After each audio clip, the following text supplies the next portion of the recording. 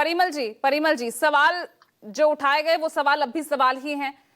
विपक्ष लगातार उनके जवाब के लिए अब दिल्ली के रामलीला मैदान में यहाँ पर जुट रहा है, और देख सकते हैं किस तरह से 5.5 करोड़ लोगों के बकायदा हस्ताक्षर दिए गए हैं इस मुद्दे को लेकर।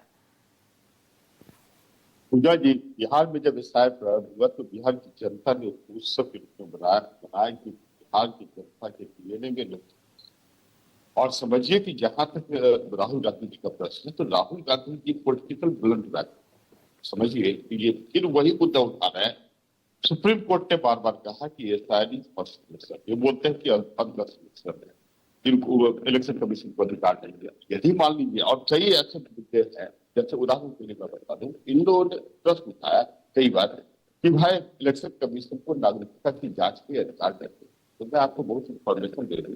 सोनिया गांधी 1967 में आई और 1983 में उन्होंने भारत की नागरिकता, और लेकिन 1980 में उनका नाम इलेक्शन रोल में इंडिया एजुकेशन इंडोर किया।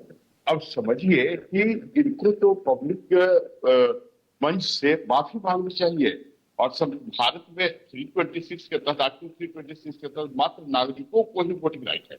और आपको बता दें कि ये लोग बोलते हैं कि इलेक्शन कमीशन को नागरिकता की जांच करने के अधिकार नहीं। ये उसी तरह की बात हुई यदि जिला परिवहन विभाग जो है वह यदि ड्राइविंग लाइसेंस इशू करता है, और यदि पुलिस ड्राइविंग लाइसेंस का चेकिंग करती है, तो व्यक्ति यह कह सकता है कि भाई ड्राइविंग लाइसेंस बनाने का अधिकार आपको नहीं है, इसलिए that's why you are not having the checking right.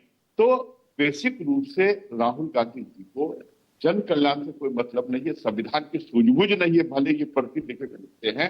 और मैं ऐसा मानता हूँ कि बिहार में कितने घुसपैठिए पकड़े गए, आप ये बताइए ना। घुसपैठिया तो बहुत कहा गया, एसआईआर की प्रक्रिया वहां तो हो गई ना Parimal ji. Puja ji, it is not the matter of intruders. ये भी होना चाहिए कि तो एसआईआर किस लिए हो रहा है? It is all about infiltrators. नहीं, एसआईआर मास इंक्लूजन के लिए हो रहा है, मास एक्सटिंक्शन के लिए नहीं हो रहा है। मास इंक्लूजन डिलीशन के लिए नहीं हुआ। वो नेगेटिव एस्पेक्ट है, मान लीजिए कि, और उसके लिए तो राइट है आपके पास। आपको यदि एंट्री करना है तो फॉर्म 6 भरे, डिलीट करवाना है तो फॉर्म 7 भरे। यदि कोई भी अवैध प्रवासी वोटर लिस्ट में ना शामिल हो, जो भी व्यक्ति, अरे इसीलिए एसआईआर कराया गया ना सुप्रीम कोर्ट। नहीं मैडम जी, अच्छा, जितने समय जो करवाए गए, जो लिस्ट फाइनल इशू किए गए, तो कितने व्यक्ति ने अपनी आपत्ति सुप्रीम कोर्ट के किसी भी न्यायालय में दर्ज की? इससे इंपॉर्टेंट पॉइंट तो बता रही है प्रियंका गुप्ता, वो 14 लाख डुप्लीकेट वोटर्स अभी भी लिस्ट में शामिल हैं। आंकड़ा दे रही थी 14 लाख लोगों का। और मैं बतला दूं कि प्रियंका जी से मैं पूछना चाहता हूं कि 1967 के बाद 1983 में उन्होंने नागरिकता प्राप्त की। समझिए, इंडियन सिटीजनशिप एक्ट 1955 में प्रोविजन है विदेशियों के लिए कि जो राष्ट्रीयकरण के द्वारा वो नागरिकता प्राप्त कर सकते हैं, और जो पीआईओ है उसके लिए निवान शर्मा उसके लिए सुप्रीम बिहार में ये मुद्दा चला नहीं, बंगाल में भी जमीन पर ये मुद्दा दिख नहीं रहा, मतलब भी नहीं समझते हैं।